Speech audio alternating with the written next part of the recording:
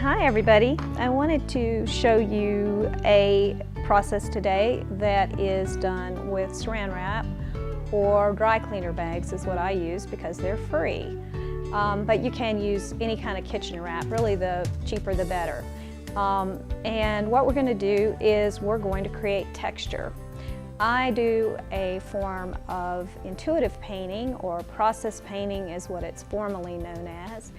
And I start with a random color, random textures that I create in all different ways really, and then I build from that. And I let the forms and the textures kind of tell me where to go once I get started.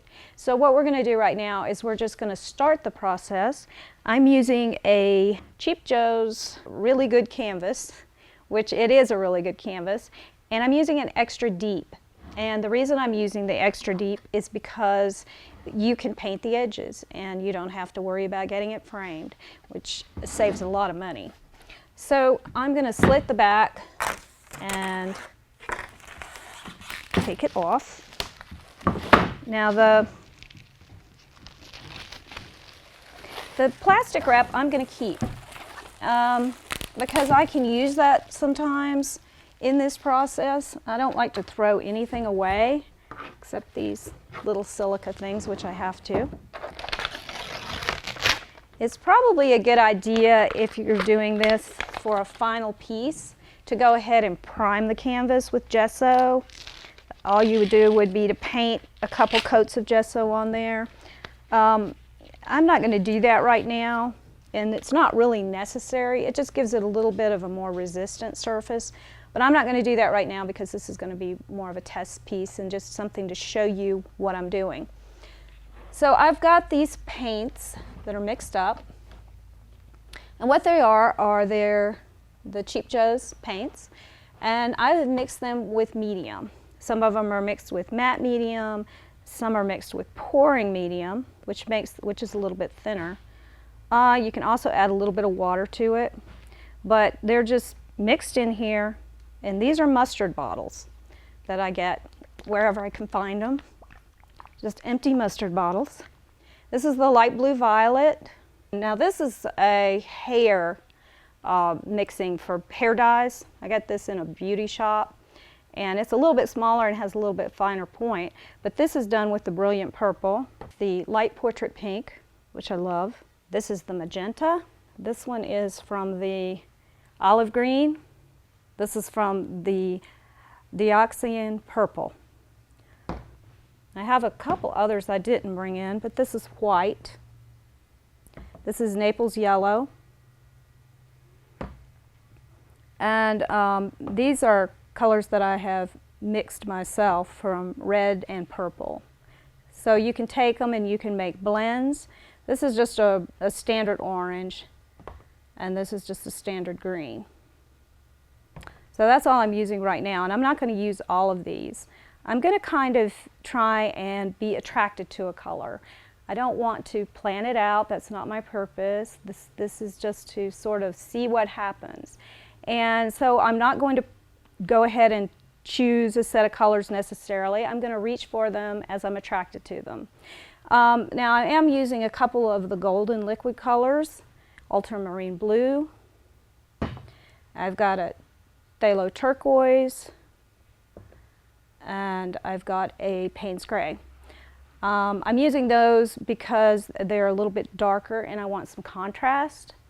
So let's just get started. And I'm going to pour the colors on here. Now I'm only going to do half of this surface because I want to show you a little bit about the difference too when you're mixing with medium and when you're mixing with water. This is mixed with medium. It's mixed with a matte medium thinned with a little bit of water is what I've used. You can also use a pouring medium. I would not use a glazing medium. You could use a gloss medium too. I don't think it really matters. And you can get it as thin or as thick as you want. I keep it pretty thick just because I like working with thicker colors. But you can thin them down.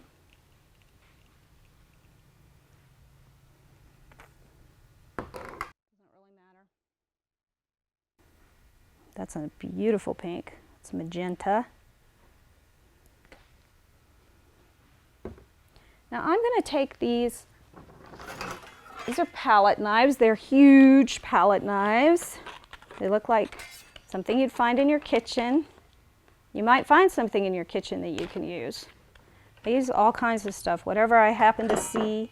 I've got spatulas and wooden spoons in my studio, all kinds of stuff. But right now I'm going to use these. These are great palette knives. They're really large.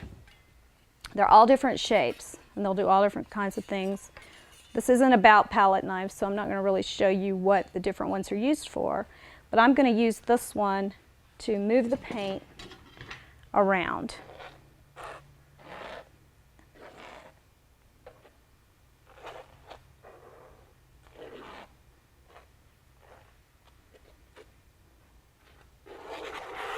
Just move it around.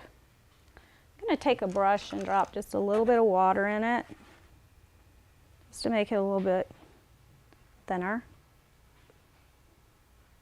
Like I said, you can use it as thick or as thin as you want. It's not, there is no real science to this.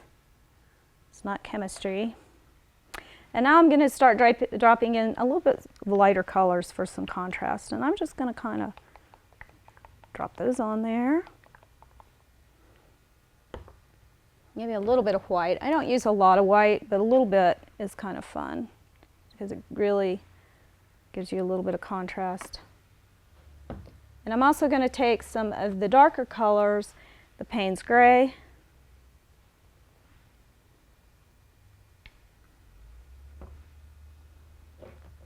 and the ultramarine. I love ultramarine. It's one of my very favorite colors.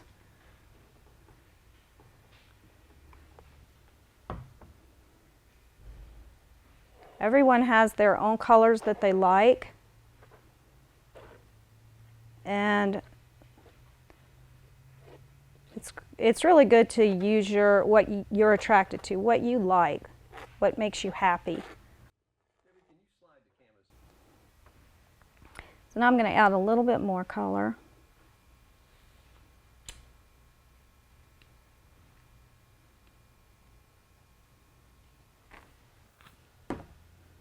And it's kind of looking like a bit of a mess, but that's okay.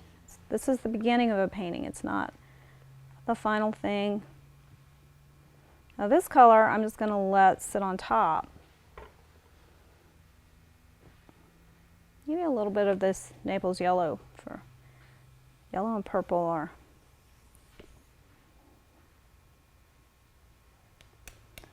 kind of opposite colors. So if you put a yellow next to a purple, you can't really mix them together, but if you put them side by side, the yellow makes the purple more purple and the purple makes the yellow more yellow. And I'm going to use magenta because it's a really dreary day here today outside, and there's nothing more cheerful than magenta. Okay, and that's pretty much all I'm going to do right there. Oh, look at that. Isn't that pretty? So I'm going to take some this is just dry cleaner bags.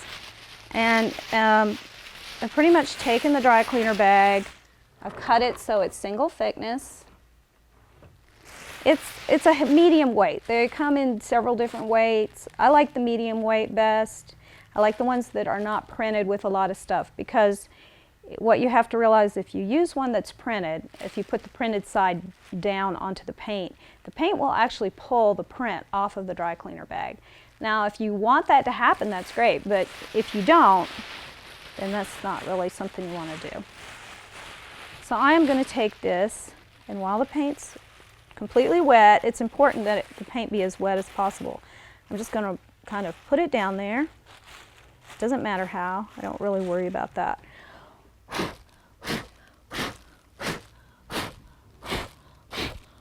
And I'm going to make myself dizzy blowing on the wrap. And then I'm going to take a brayer. You don't have to use a brayer, but I find that it just kind of gets it down in there a little bit. Now, another thing that I like to do which I'm not going to do today because I don't have them, but I like putting books down, and it just really flattens it out and makes it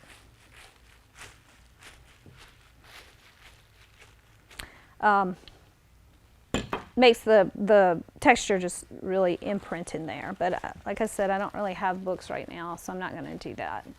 So I'm going to turn this around, and we're going to let this dry for a while. It takes usually, I don't know, depending on how thick the paint is, probably 2 to 4 hours to dry. So we're going to use another process that's just using water rather than the medium. And so I'm going to use the ultramarine blue, kind of the same colors that I've been using. And the phthalo turquoise, which I didn't use last time, I don't think. And I'm going to put a fair amount of water on these. Mix them together.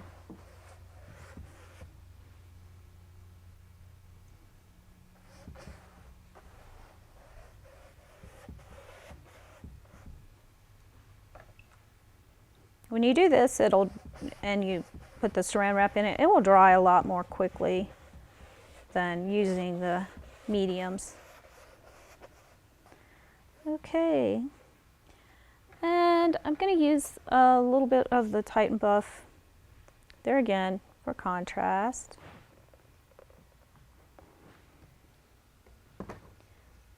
And maybe a little bit of this purple. This is the, what was this called? Light purple. Yeah, the brilliant purple. I use all different kinds of paints. I tend to buy paint according to color. I use Liquitex, I use Golden, I use Cheap Joe's.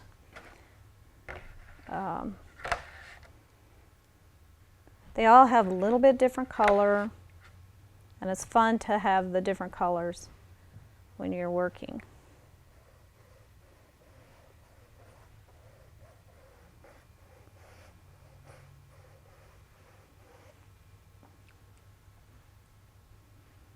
So there you go. It's nice and watery.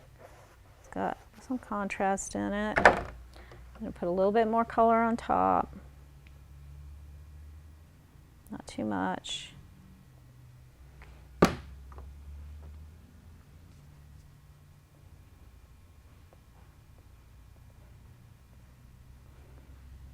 That's pretty good. And then I'm going to do the same thing. I'm going to take the dry cleaner bag. Probably could have used the same one, but I didn't. And I'm going to just put it down.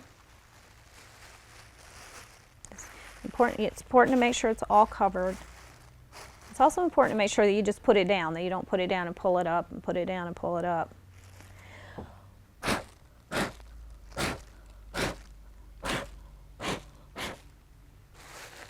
going to mush it down there a little bit with my hands. Run over it with the brayer.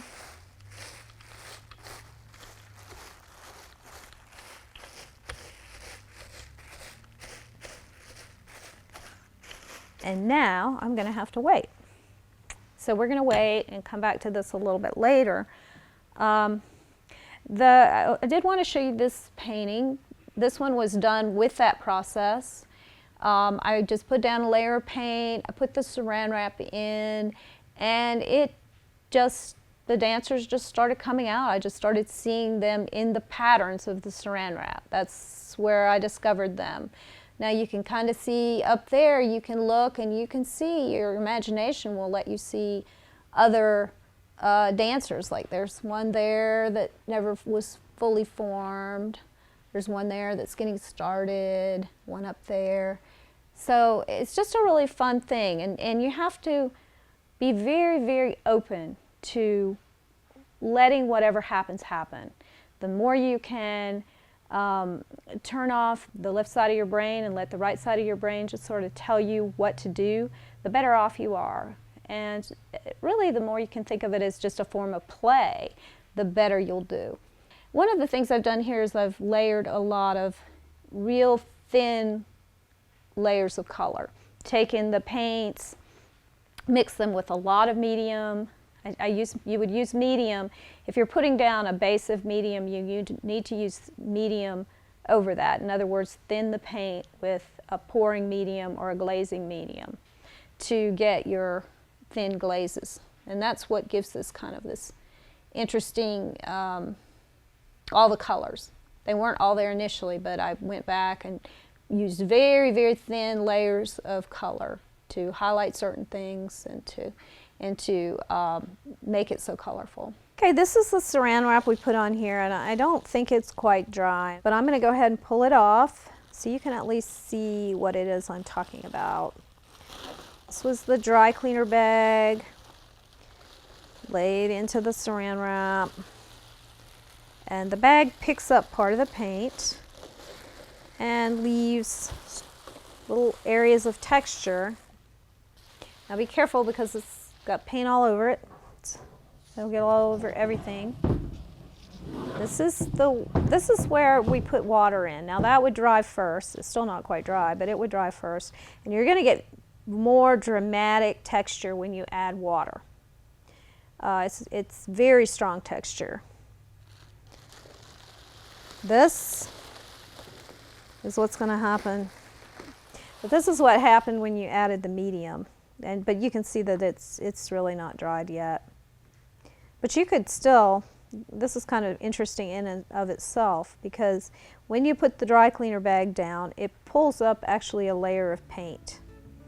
And so it makes a really interesting, pretty pattern. This is probably a better one to go by just because it's drier.